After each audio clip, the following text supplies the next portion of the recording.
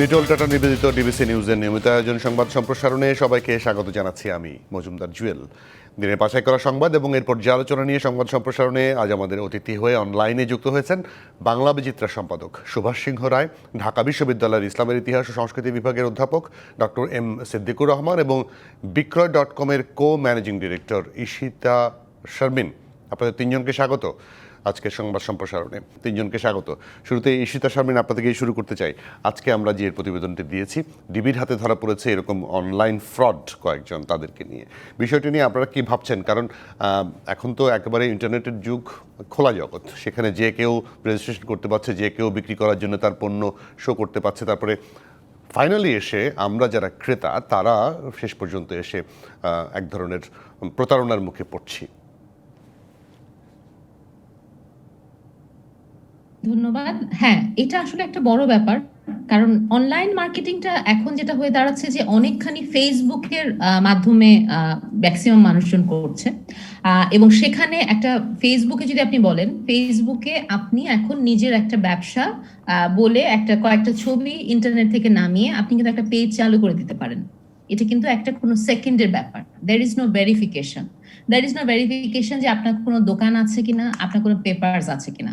আপনি যদি বলেন যে যখন বিক্রয়.com এর সাথে আমাদের অনলাইন মার্কেটিং এ কাজ করবে কেউ, আমাদের মার্কেট প্লেসে কেউ আসবে, তখন আমাদের একটা সেলস পার্সন আছে যে তার দোকানে যাবে, তাকে সার্ভিসটা বোঝাবে, তার কাগজপত্র দেখবে, ট্রেড লাইসেন্স, তার ব্যাট রেজিস্ট্রেশন, এসব দেখে তারপরে তাকে আমরা নিবন্ধন করছি। তাদের প্রোডাক্টগুলো অ্যাড আপলোড হচ্ছে এবং আমাদের একটা রিভিউ টিম সেই অ্যাডগুলো রিভিউ করে, যেগুলো বাংলাদেশে বিক্রি করা লিগাল কিনা, প্রাইসটা ঠিক আছে কিনা। প্রাইসটা এখানে একটা অনেক বড় ব্যাপার, কারণ যারা এই অপরাধ চক্রের সাথে জড়িত তারা ইচ্ছে করে প্রোডাক্টের প্রাইস অনেক কম দেখিয়ে বিজ্ঞাপন দেয় এবং তারপর কাস্টমারের সাথে জালিয়াতি করে থাকে। কিন্তু আপনি যেটা বলছেন যে আপনার মার্কেট প্লেসে যদি কেউ কোনো রকম বিজ্ঞাপন দিতে চায়, তাহলে তারটা আপনারা খুব অনেককে পাঠিয়ে সেটি দেখে শুনে তারপর দিচ্ছেন। কিন্তু আমি ব্যক্তিগতভাবে বলতে পারি, বিক্রয়.com-এ আমি একটা গাড়ির বিজ্ঞাপনের জন্য কখনো এর আগে রেজিস্ট্রেশন করেছি, কিন্তু কখনো আমার কিছুই জানতে চাওয়া হয়নি। আমি কিন্তু ছবি দিয়ে এমনিতেই বিজ্ঞাপন দিতে পেরেছি, আমার ফোন নাম্বার দিয়ে। তাহলে আপনারা কি দেখেছেন আমার? আচ্ছা, এখন এখানে দুটো ডিফারেন্স আছে। একটা হলো প্রাইভেট ইউজার, আরেকজন হচ্ছে কমার্শিয়াল ইউজার। আপনি যদি বিক্রয়.com একটা শপ নিতে চান, আপনি যখন কমার্শিয়ালি নিজের কথা বলছেন, তখন আপনার নিবন্ধন আমরা জানতে চাইবো। কিন্তু প্রাইভেট ইউজার মানে আমরা ধরে নিচ্ছি যে আপনার বাসার গাড়িটা আপনি বিক্রি করতে চাচ্ছেন। তখন আমরা যেটা দেখি যে আপনার গাড়ির যে দামটা, মডেল অনুযায়ী যে দামটা আপনি বলছেন, সেটা আপনি রাইট প্রাইস বলছেন কিনা। এটা অনেক বেশি কম দাম যদি হয়ে থাকে, সেটা আমরা অ্যালাউ করি না, কারণ সেটা এখানে একটা জালিয়াতির কোয়েশ্চেন থাকে। এরকম অনেকগুলো প্রাইস পয়েন্ট, কিছু জালিয়াতির বিষয় আছে যেগুলো আমাদের কারণ ফিজিক্যালি আমাদের অ্যাডগুলো কেউ রিভিউ করছে, করে আমরা অ্যাপ্রুভ করছি। কিন্তু আমি ব্যক্তিগতভাবে আপনাকে বলতে পারি যে এরকম 5টি প্রতিষ্ঠান আমি দেখাতে পারবো গাড়ি বিক্রি বিজ্ঞাপন দিয়েছে, ভুয়া নাম্বার দিয়ে বিজ্ঞাপন দিয়েছে। আমি এর মধ্যে 2-3টে বিজ্ঞাপনে ফোন করে দেখেছি, তারে আরেকজনের নাম্বার ব্যবহার করে বিজ্ঞাপন দিয়েছে। তাহলে আপনারা কি দেখেছেন? মানে আমাদের সাইটের কথা বলছেন যে অন্য নাম্বার ইউজ করে বিজ্ঞাপন দিচ্ছে? আমার কাছে মনে হয় এই ধরনের কমপ্লেন অবশ্য আমার কাছে এরকম ভাবে আসেনি। এটা একটা নতুন ব্যাপার। আমার নাম্বার অন্য কেউ ইউজ করে আসলে দেওয়ার কোনো সুযোগ নেই, কারণ সেই ফোন নাম্বার একটা ওটিপি কোড আসে, সেই ওটিপি কোড দিয়ে কিন্তু আপনার অ্যাকাউন্ট ভেরিফিকেশন হয়। সো আপনার ওটিপি কোডটা আসলে কে পেয়ে যাচ্ছে? আরেকজনের আপনার বিজ্ঞাপন দেওয়ার, আপনার নাম্বার দিয়ে কিন্তু অ্যাড দিতে পারার কথা না। আচ্ছা, আপনি থাকবেন ঈশিতা, আমরা একটু আরো দুজন আলোচক আছে কথা বলে আপনার কাছে আবার আসছি। সুভাষ সিংহ রায়, আপনার কাছে জানতে চাই, আসলে এই ব্যবসা তো আমাদের দেশে এখন নতুন নাই, অনেক পুরনো হয়ে গেছে, তার মধ্যে অনেক ফ্রডের শিকার হচ্ছে ক্রেতারা।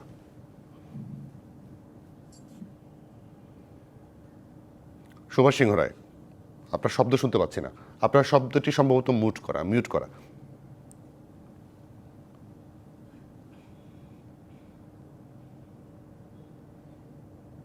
আপনার শব্দ পাচ্ছি না। অধ্যাপক সিদ্দিকুর রহমান, আপনার কাছ থেকে আসি, তারপর আমি সুভাষ সিংহ রায় আপনার কাছে আসছি। অধ্যাপক সিদ্দিকুর রহমান, আপনি কিছু বলবেন?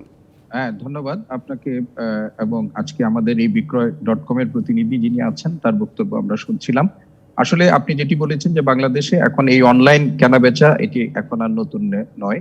এই গত 1 বছর, অর্থাৎ আমাদের এই কোভিড সংকটের সময় এটি আরো জনপ্রিয়তা পেয়েছে এবং এটার পরিধি আমার মনে হয় আরো বেশি সম্প্রসারিত হয়েছে।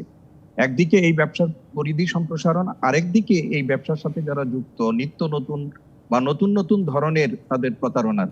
এবং আপনি যেরকম আপনার অভিজ্ঞতার কথা বলেছেন, আমি ঠিক এইরকম যে এই কোভিড সিচুয়েশনে আমি যখন একটা ট্রাইপড কিনতে গেলাম একটা প্রতিষ্ঠানের কাছ থেকে, তাদের যে স্পেসিফিকেশন যা দেখেছিলাম, আমি যখন পণ্যটি হাতে পেয়েছি, এর আগেই মূল্য পরিশোধ করেছি, তখন আমার এই ইয়ার সাথে এটার মিল ছিল না।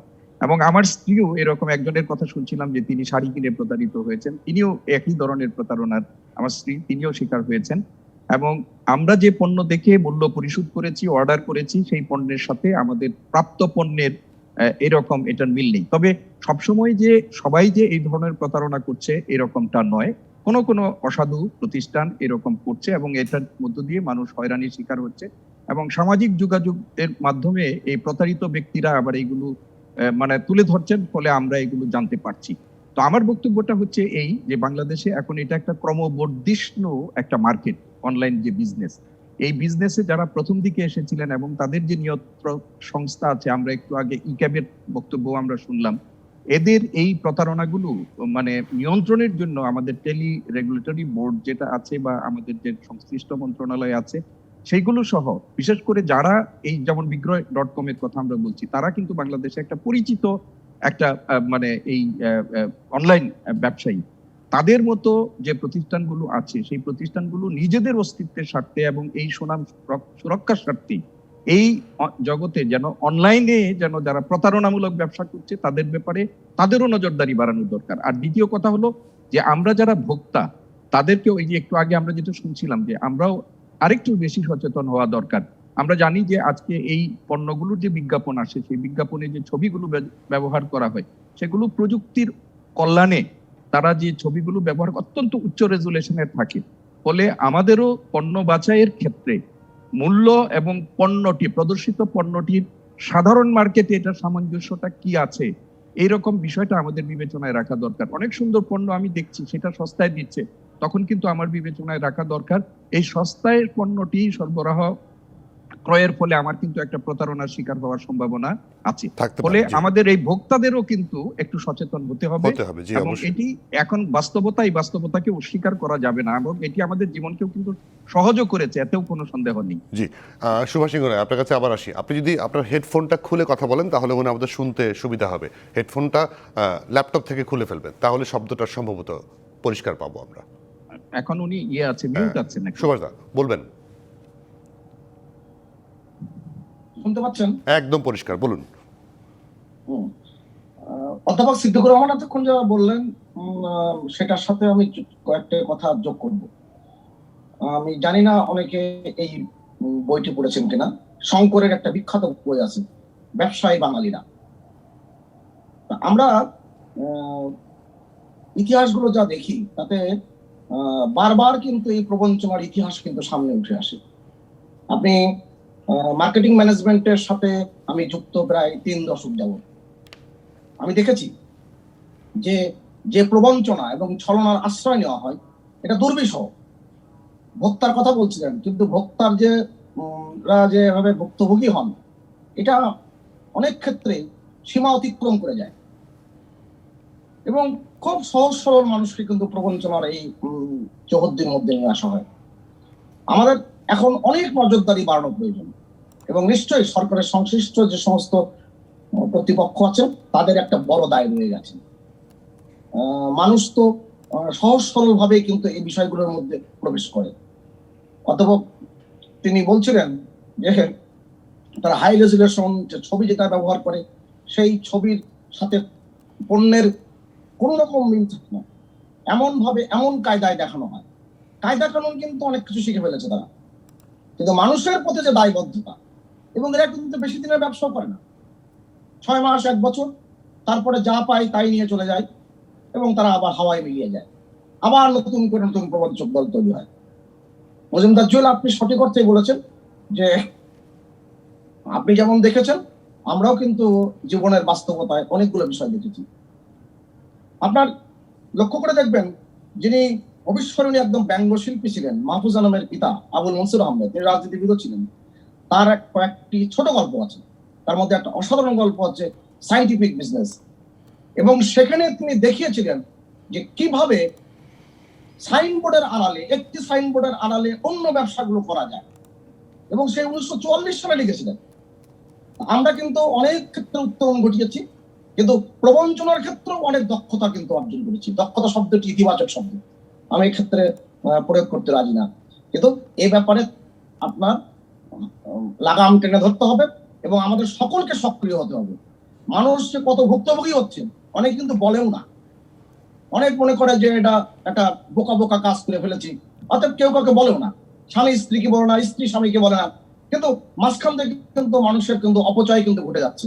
এটা খুবই দুর্ভাগ্যজনক ঘটনা, এবং এগুলোর আমাদের অনেক কিছু দেখবার আছে। কেন, যখন আপনি প্রযুক্তি বাড়ে, যখন আপনার ক্যানভাসটি বড় হয়ে যায় এবং অর্থনৈতিক চাকা অনেক দ্রুত গতিতে চলে, তখন কিন্তু প্রবঞ্চনার ইতিহাস কিন্তু অনেক আছে, উন্নত দেশেও আছে। চীন, আজকে আন্তর্জাতিক সংবাদ মাধ্যম বিবিসিতে শুনলাম একটু আগে যে 80 জন মানুষ ভ্যাকসিন নকল করে তারা বিক্রি করেছে, এবং তারা নানান রকম ভাবে প্রবঞ্চনা করে মানুষের কাছ থেকে অর্থ হাতিয়ে নিয়েছে, তারা ধরা পড়েছে। এরকম ইতিহাস কিন্তু পৃথিবীতে আছে। কিন্তু ব্যবসার মূল বিষয় হচ্ছে সততা। এই সততার জায়গা যদি রাখতে না পারেন, সে ব্যবসায়ী হতে পারে না। অবশ্যই আমি একটু সুভাষ সিংহ রায়, আমি একটু ঈশিতা শারমিনের কাছে জানতে চাই যে সমস্যাগুলোর কথা বললাম আমরা, দুজন আলোচকও বললেন, সেগুলো থেকে মুক্তি পাওয়ার জন্য কি কি করা দরকার বলে আপনি মনে করেন? একটা বড় ব্যাপার আমি মেনশন করতে চাই যে ছবির কথা আসছিল, এই জিনিসটা আমার কাছে একটা সবচেয়ে বড় ব্যাপার। নাম্বার ওয়ান, আমাদের একটা জিনিস বুঝতে হবে যে আমাদের দেশের প্রতিষ্ঠান এবং ফেসবুকের পেজ, এটার মধ্যে একটা ডিফারেন্সিয়েশন আছে। ফেসবুকের পেজ মানে কিন্তু সেই বিজনেসের কোনো রেজিস্ট্রেশন নেই, এটা আমি একটা মেনশন করতে চাইবো। কিন্তু যেই ব্যবসা আপনি বিক্রয়.কম বলেন, দারাজ বলেন, যারা আমাদের সাথে ব্যবসা করছেন প্রাইভেট ইউজার না, তাদের কিন্তু সবার রেজিস্ট্রেশন থাকা লাগে। তো এই জিনিসটা একটু কাস্টমারদের জানা উচিত। আমার মনে হয় এই ইনফরমেশনটা হয়তো নেই, আমাদের আরো অ্যাওয়ারনেসে কাজ করা যেতে পারে।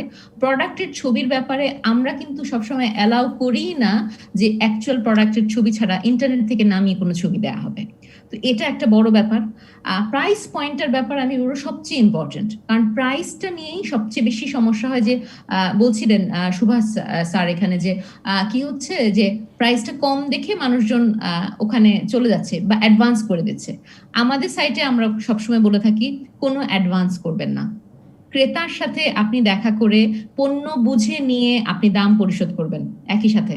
আবার অনেক সময় এটাও হয় যে বিক্রেতাও ফ্রড থাকতে পারে, ক্রেতাও ফ্রড থাকতে পারে, প্রোডাক্ট নিয়ে কিন্তু চলে যেতে পারে দাম না পরিশোধ করে, এরকম কেসও হয় না তা আমরা বলবো না। কিন্তু আমরা সবসময় বলি কাস্টমারকে একই সাথে এই জিনিসটা করার জন্য। আমার মনে হয় এখানে অ্যাওয়ারনেসের ব্যাপার আছে, আর অবশ্যই আমাদের এন্ড থেকে একটা করার ব্যাপার আছে যে এই পেপারসের ব্যাপারে আমরা আরো একটু বেশি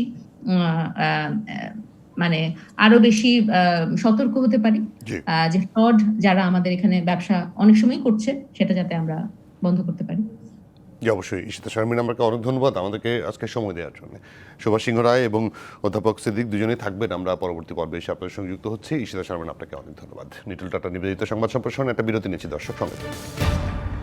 বিরতির পর আবারও স্বাগত নিটল টাটা নিবেদিত সংবাদ সম্প্রসারণের সাথে আছেন বাংলা বিচিত্রা সম্পাদক সুভাষ সিংহ রায় এবং ঢাকা বিশ্ববিদ্যালয়ের ইসলামের ইতিহাস এবং সংস্কৃতি বিভাগের অধ্যাপক ডক্টর এম সিদ্দিকুর রহমান। আপনাদের শুরু করি। আজকে বাংলাদেশে নিযুক্ত ভারতীয় হাই কমিশনার বিক্রম কুমার দয়াস্বামী বলেছেন যে তিস্তা চুক্তি না হওয়াটা দুঃখজনক বাস্তবতা। সুন্দর শব্দ ব্যবহার করেছেন, দুঃখজনক কিন্তু বাস্তব। কেন এমন হচ্ছে? এটি আমরাও ওনার সাথে একই রকম শব্দটা কয়েন করেই আমরা বলতে চাই যে এটি অনাকাঙ্ক্ষিত এবং দুঃখজনক বাস্তবতা তিস্তা চুক্তি স্বাক্ষর না হয়। আমরা জানি যে তিস্তা নদীকে বলা হয় আমাদের যে উত্তরের জনপদ, অর্থাৎ বৃহত্তর রংপুর জেলা যেটি বা বৃহত্তর রংপুর অঞ্চলের, এটার জীবন রেখা বলা হয় এই তিস্তা নদীকে।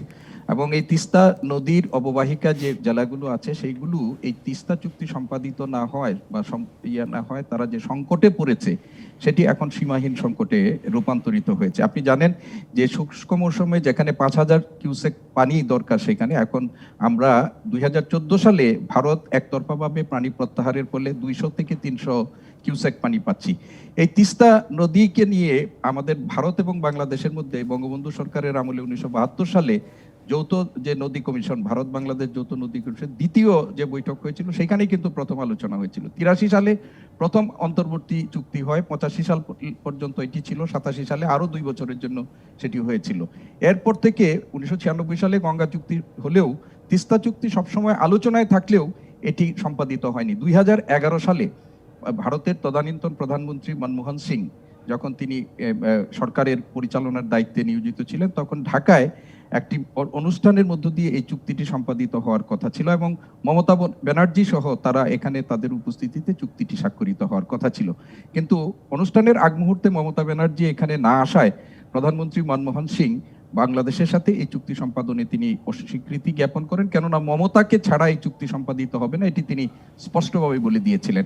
এরপরে এই চুক্তি নিয়ে আমাদের এই যে 11 থেকে আজকে 2021 সাল পর্যন্ত আমাদের দুই পক্ষের মধ্যে কম বেশি কথাবার্তা হচ্ছে, কিন্তু এখন পর্যন্ত আমরা এই আনুষ্ঠানিক চুক্তি সম্পাদনের ব্যাপারে ঐক্যমত্যে আসতে পারিনি এবং বিশেষ করে ভারতের কেন্দ্রীয় সরকার বারবার কথা বললেও যে চুক্তি সম্পাদিত হবে, কিন্তু কার্যকর কোনো ব্যবস্থা এই পর্যন্ত আমরা লক্ষ্য করিনি।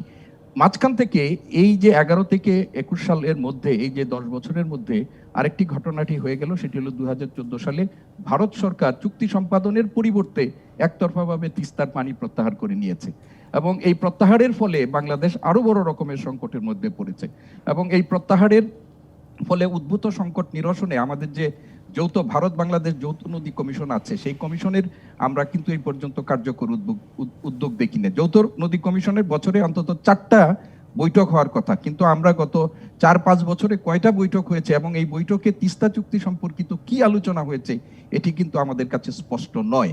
ফলে অনেকের কাছে আজকে বাংলাদেশের মানুষ ভাবছে যে মমতা ব্যানার্জির এই অবস্থানটাকে কাজে লাগিয়ে ভারত সরকার লিপ সার্ভিস দিচ্ছে, কিন্তু এই চুক্তি সম্পাদনের ব্যাপারে ভারত সরকারের পক্ষ থেকে আন্তরিকতার সাথে কাজ করা হচ্ছে না এবং বাংলাদেশ সরকার একটি মানে যথাযথ কূটনৈতিক তৎপরতা এবং এই নদী কমিশনকে কাজে লাগিয়ে এই ব্যাপারে ভারত সরকারের উপর ক্রমাগত চাপের মধ্য দিয়ে তাদেরকে বাধ্যকরণ বা তাদেরকে উদ্বুদ্ধকরণের যে দায়িত্বটি পালন করার কথা ছিল, সেই ক্ষেত্রেও বাংলাদেশ সরকার, আমি মনে করি ব্যক্তিগতভাবে, যথাযথভাবে আমরা দায়িত্বটি পালন করতে না পারায় আজকে এই প্রত্যাশা সত্ত্বেও আমাদের এই চুক্তি হয়নি এবং আজকে আমাদের বলতে হচ্ছে যে এটি আমাদের দুঃখজনক বাস্তবতা। জি, সুভাষ সিংহ রায়, আপনার বিশ্লেষণ জানতে চাই। আমিও বলি দুঃখজনক বাস্তবতা। অধ্যাপক তিনি যা বললেন সেটার সঙ্গে যোগ করি আমি, সিদ্দিক স্যার যে কথাটি বললেন এটা যোগ করি। আপনার নিশ্চয়ই মনে আছে ঢাকা বিশ্ববিদ্যালয়ের সিনেট ভবনে যে তৎকালীন প্রধানমন্ত্রী ভারতের মনমোহন সিং, তিনি বেশ মাথা নিচু করে বলেছিলেন, চুক্তি করতে এসেছিলাম, চুক্তি করতে পারলাম না। এই বিস্তৃত ব্যাখ্যা তিনি দিয়েছিলেন। তিনি খুব শান্ত ভাবে কথাগুলো বলেন সবসময়, এটা তার বৈশিষ্ট্য। এবং পানি নিয়ে যুদ্ধ কিন্তু পৃথিবীর আদিকাল থেকে যুদ্ধ। এই ভারতের ভিতরের বিভিন্ন অঙ্গরাজ্যের মধ্যে কিন্তু পানি নিয়ে রেষারেষি আছে এবং আপনি জানেন যে রাইভাল শব্দটি এসেছে কিন্তু রিভেলিস থেকে। রিভেলিস মানে একই নদীর পানি যারা ব্যবহার করে, প্রতিদ্বন্দ্বী, সেই শব্দটির থেকে বাংলায় প্রতিদ্বন্দ্বী শব্দ এসেছে। অর্থাৎ যুগ যুগ ধরে কিন্তু এই ব্যাপারটা রয়ে গেছে। অধ্যাপক কল্যাণ রুদ্রর সাথে আমার গতকালকেও কথা হয়েছে, যিনি মমতা ব্যানার্জিকে একসময় পরামর্শ দিয়েছিলেন চুক্তি না করতে। এখন তিনি তার বাস্তবতার উপলব্ধি করছেন, তিনি বলছেন যে চুক্তিটি হওয়া খুবই জরুরি। আমি ভারতের সাথে বাংলাদেশের যে সম্পর্ক, বাংলাদেশের সাথে ভারতের যে সম্পর্ক, সেই সম্পর্ক নিয়ে আর বিস্তৃত ব্যাখ্যা করলাম না, কেননা আমাদের এই সম্পর্কটি একেবারেই ভুলবার নয়। সৃজনশীল কূটনীতির দক্ষতা বাংলাদেশের প্রধানমন্ত্রী কতখানি দেখিয়েছে সেটা আপনি সীমান্ত চুক্তি থেকে শুরু করে এবং আমাদের সমুদ্র সীমার যে অমীমাংসিত বিষয় আন্তর্জাতিক আদালতে সেটা ফয়সালা করেছে।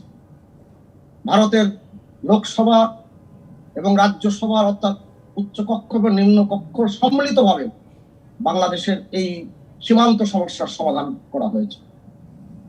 অনেকগুলো অগ্রগতি। আমি যে কথাটি কল্যাণ রুদ্রের সাথে ভারতের একটা টেলিভিশনের তর্কে যুক্ত হয়েছিলাম আজ থেকে 2 বছর আগে, কল্যাণ রুদ্র বলবার চেষ্টা করেছিলেন আমাদের গজলডোবা পয়েন্টেই আমাদের পানি নাই। কেননা আমরা কিন্তু গজলডোবা পয়েন্ট যে পয়েন্টটি বলা হচ্ছে সেখানকার পানি আমরা কিন্তু ভাগাভাগির কথা বলেছি, আমরা সমান সমান ভাগ পেতে চেয়েছি, কারণ সেটা আন্তর্জাতিক নীতি অনুযায়ী। সত্যি গজলডোবাতে পানি নাই, কিন্তু গজলডোবার থেকে পিছনে যে আপনি 1994 সালে ভারত যখন আরেকটি বাদ দেয়, ওখানেই পানি যখন থামিয়ে দেয়, তখনকার বাংলাদেশ সরকার যারা ছিলেন, বেগম খালেদা জিয়ার সরকার, এই জায়গায় কিন্তু বাধা দেয়নি। কারণ গজলডোবা পয়েন্টে পানি নাই আমি দেখে এসেছি, একবার না 3 বার দেখেছি। কারণ আমার এই আগ্রহ আছে এটা নিয়ে। ভারতের নাগরিক সমাজরা মনে করে, আমি 6 ফেব্রুয়ারি গিয়েছিলাম প্যারেড গ্রাউন্ডের বঙ্গবন্ধু সে প্রথম বিদেশ সফরের 50তম বার্ষিকী উপলক্ষে অনুষ্ঠানে। ভারতের সমস্ত নাগরিক সমাজ তারা মনে করে এই তিস্তা চুক্তি খুব দ্রুত হওয়া দরকার। কিন্তু আপনার বাস্তবতা বলি, বিধানসভা নির্বাচনের আগে, অর্থাৎ আর 2-3 মাসের আগে এই চুক্তি সম্পন্ন হবে না। আজকের যে বিষয়টি, সেই বিষয়টি আমাদের অনুধাবন করা প্রয়োজন, এবং যে কারণে এই যে আলোচনাগুলো দীর্ঘ সময় ধরে চলছে। আমি আবারও উল্লেখ করি, পানির সমস্যা পৃথিবীর যে আদি সমস্যা, সেই মেসোপটেমিয়ার সময় থেকেই আপনার সেই হোমের রাজা টিরুবিদ তিনি যে চুক্তি করেছিলেন, অর্থাৎ একই নদীর পানি যারা ব্যবহার করে তাকে বলা হতো রিভেলিস। রাইভাল শব্দটা সেখান থেকে এসেছে, আবার উচ্চারণ করছি আমি। অর্থাৎ নতুন কোনো বিষয় না। অতএব এই সমস্যার সমাধান সৃজনশীল কূটনীতির দক্ষতা দিয়ে আমাদেরকে অর্জন করতে হবে। সে অর্জনের পথেই কিন্তু বাংলাদেশে হচ্ছে। জি, সুভাষ সিং রায়, আমার একটা প্রশ্ন, মানে দুজনের কাছে ছোট ছোট করে জানতে চাই যে যদি আগামী কয়েক মাস পরে যে বিধানসভা নির্বাচন হয় পশ্চিমবঙ্গে, সেখানে যদি বিজেপি ক্ষমতা আসে, তাহলে কি আপনি মনে করেন যে এই চুক্তিটি হওয়ার সম্ভাবনা আছে? আমি 100 জন না, প্রায় 150 মানুষকে জিজ্ঞেস করেছি আমার নিজের আগ্রহের কারণ থেকে। আমি যখন ট্যাক্সিতে উঠেছি, আমি যখন রাস্তায় ঘুরেছি, এই 4 দিনে 5 তারিখ থেকে 9 তারিখ পর্যন্ত আমি মাত্র 5 জনকে বলতে শুনেছি যে বিজেপি ক্ষমতায় আসবে না। আমার আপনার চাওয়ার বিষয় না, এখন নানান বিষয় আছে, নানান রাজনীতি আছে। সেই রাজনীতি আপনি জানেন যে বিজেপির একেবারে অমিত শাহ থেকে শুরু করে নরেন্দ্র মোদী থেকে শুরু করে এমন কোন কেন্দ্রের বড় নেতা নাই, প্রধানমন্ত্রী থেকে শুরু করে স্বরাষ্ট্রমন্ত্রী প্রতিদিন কলকাতায় কিংবা পশ্চিমবঙ্গে সফর করছেন না। মতুয়াদের ভোট নিয়ে কত কিছু রাজনীতি হচ্ছে, যা এখানে এই পরিসরে আলোচনা নাই বা করলাম। কিন্তু আমার দৃঢ় বিশ্বাস এই বিধানসভা নির্বাচনের পরে তিস্তা চুক্তি বাস্তবায়ন ঘটবে। এখন মাননীয় প্রধানমন্ত্রী যে কথাটি বারবার বলেছেন যে আমাদের নিজেদের পানি নিজেদের ধরে রাখতে হবে, আমাদের সক্ষমতার জায়গাটি তৈরি করতে হবে, এবং এই যে পানি ব্যবস্থাপনা, আপনি আপনার টেলিভিশনে ভারতের থেকে একজন বিখ্যাত পানি বিশেষজ্ঞ এসেছিলেন, তিনি মারা গেছেন 1 বছর হলো, প্রণব রায়। তিনি অসংখ্য লেখা লিখেছেন বাংলাদেশের পক্ষে। আমি শেষ করছি ওই জায়গাটা। জি জি, আমি একদম আপনি যেটা আশা করেছেন, আমি সেই জায়গা থেকে বলতে চাই যে বিজেপি ক্ষমতা আসলে আপনি আশা করছেন, পশ্চিমবঙ্গে বিজেপি ক্ষমতা আসলে আশা করছেন চুক্তিটি হবে। সিদ্দিকুর রহমান, আপনি কি মনে করেন সেটি? উনি সুভাষদা আশাবাদী হতে পারেন। প্রথম কথা হলো এই নির্বাচনের ফলাফল কি হবে এটি আগাম বলা খুব কঠিন। আর দ্বিতীয় কথা হলো বিজেপি যদি ক্ষমতায় আসে, আমি সুভাষদা যতটুকু মানে উনি আশাবাদী হয়েছেন, আমি এত আশাবাদী হইনি। এই কারণে যে 2011 সালে কংগ্রেস সরকারের সময় যে চুক্তিটি সম্পাদিত হওয়ার কথা ছিল, সেই চুক্তি সম্পাদিত হয়নি। বিজেপি সরকারের সময় সেখান থেকে পানি প্রত্যাহার হয়েছে। তো এই পানি প্রত্যাহার একতরফাভাবে প্রত্যাহার হয়েছে। ফলে আমরা এই বিষয়টি ভারত আমাদের নিজেদের স্বার্থ দেখার আগে তাদের দেশের মানুষের সেন্টিমেন্ট দেখবে, তাদের দেশের নিজেদের স্বার্থ তারা দেখবে। বন্ধুত্বের প্রশ্ন, বন্ধুত্বের মূল্য তারা পরে দিবে। উনি যেভাবে আশাবাদী হচ্ছেন, আমি সেইভাবে আশাবাদী হচ্ছি, আমরা অপেক্ষা করবো আর কি। জি, অবশ্যই সেটা এখন বলতে পারছি না। সুভাষ সিং রায় এবং সিদ্দিকুর রহমান দুজনে থাকবেন। একটা বিরতির সময় হয়েছে, আবারও বিরতি নিয়ে ফিরছি আপনাদের কাছে। নিটল টাটার বিরতি সংবাদ সম্প্রসারণে আরও একটা বিরতি, দর্শক সঙ্গে থাকুন। বিরতির পর আবারও স্বাগত নিটল টাটা নিবেদিত সংবাদ সম্প্রসারণে। সাথে আছেন সুভাষ সিংহ রায় এবং অধ্যাপক ডক্টর এম সিদ্দিকুর রহমান। সুভাষ সিংহ রায়, আজকে একটি সিদ্ধান্ত এসছে স্বাস্থ্য অধিদপ্তরের ডিজি, যেটি বলেছেন যে 8 সপ্তাহ পরে দ্বিতীয় ডোজ দেওয়া হবে, যেটি মাননীয় প্রধানমন্ত্রী গত সপ্তাহে বলেছিলেন যে 4 সপ্তাহ পর দেওয়ার কথা। যেহেতু মানুষ রেজিস্ট্রেশন করছে এবং ভ্যাকসিনের পরিমাণ আসছে আরও নতুন, এই কারণে পরিবর্তন করা হয়েছে। আপনার বিশ্লেষণ জানতে চাই। মানে একজন সিনিয়র ফার্মাসিস্ট হিসেবে আমার খুব ভালো লাগার বিষয় যে, এবং নাগরিক হিসেবে আমি গর্ববোধ করি, বাংলাদেশ একটি সমীহ জাগানোর মতন দেশ পরিণত হয়েছে। যে 54তম দেশ হিসেবে বাংলাদেশ ভ্যাকসিন কার্যক্রম শুরু করতে পেরেছে। আপনি নিশ্চয়ই দেখেছেন, আপনি সংবাদ একজন মাধ্যমের একজন দায়িত্বশীল ব্যক্তি হিসেবে, যে পেরুর স্বাস্থ্যমন্ত্রী পদত্যাগ করতে হয়েছে এই আজকেই, এবং তিনি ব্যর্থতা স্বীকার করে নিয়েছেন। অনেকগুলো বিষয় কিন্তু এখানে যুক্ত হয়ে আছে। তারপরেও বলি যে অ্যাস্ট্রাজেনেকার, যেটা অক্সফোর্ডের উদ্ভাবিত অ্যাস্ট্রাজেনেকার যে ভ্যাকসিন, যেটা ভারতের সিরাম ইনস্টিটিউটে তৈরি হচ্ছে, সেই ভ্যাকসিনটি যে ঠিক করে ঠিক মতো সময়ের আগে চুক্তি করা, এটি অসাধারণ সৃজনশীল দক্ষতা। এবং সেই জায়গায় আমাদের গতকাল 3 তারিখে একটি রিপোর্ট এসেছে, যেটা ব্রিটিশ মেডিকেল জার্নালে তারা বলেছে যে COVID-19 new data on Oxford AstraZeneca vaccine backs 12 weeks dosing interval. তারা 8 থেকে 12 সপ্তাহের কথা বলছেন সম্প্রতি, কিন্তু তার আগে তারা প্রথমে বলেছিলেন 4 সপ্তাহের ব্যবধানে দেওয়া প্রয়োজন। এগুলো অনেকগুলো কিন্তু বিজ্ঞানের অগ্রযাত্রা। সেই জায়গায় যে আজকে যে সিদ্ধান্ত জানানো হয়েছে, আমি মনে করি সঠিক সময়ে সঠিক সিদ্ধান্ত জানানো হয়েছে। এবং 25শে ফেব্রুয়ারির মধ্যে দ্বিতীয় চালানটি আসার কথা, 22 তারিখে আসবে, আজকে আমরা জেনেছি 22 তারিখ বেক্সিমকোর এমডি বলেছেন 22 তারিখের মধ্যে চলে আসবেন। সিদ্দিকুর রহমান, সময় একদম কম, আপনার বিশ্লেষণ জানতে চাই। হ্যাঁ, আমি যে বিষয়টি বলতে চাই, উনি যেটা বলেছেন বাংলাদেশের টিকা দেয়া হচ্ছে এবং বাংলাদেশ টিকা সংগ্রহ করে সেটি দিতে পেরেছে, এটি আমাদের জন্য অবশ্যই এটি আমাদের বলবো যে অত্যন্ত ইতিবাচক দিক।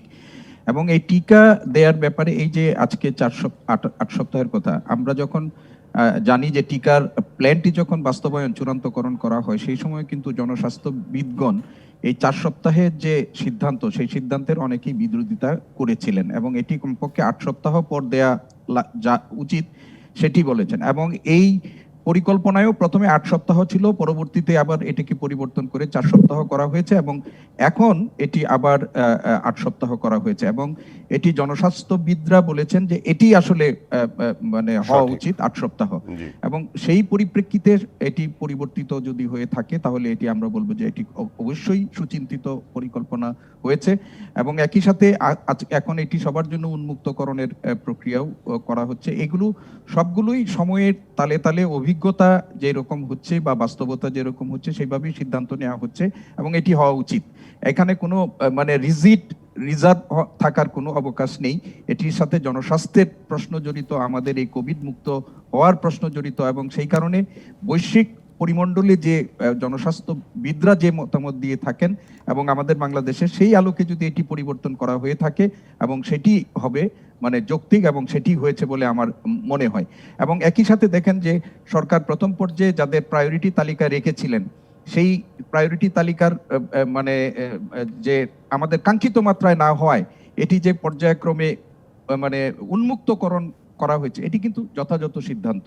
কারণ এই ভ্যাকসিন মানুষের জন্য আনা হয়েছে এবং মানুষের মধ্যে যারাই এটিতে প্রয়োজন মনে করবে তারাই যেন এটি দিতে পারে, সেইভাবেই সেটা উন্মুক্তকরণের প্রয়োজন।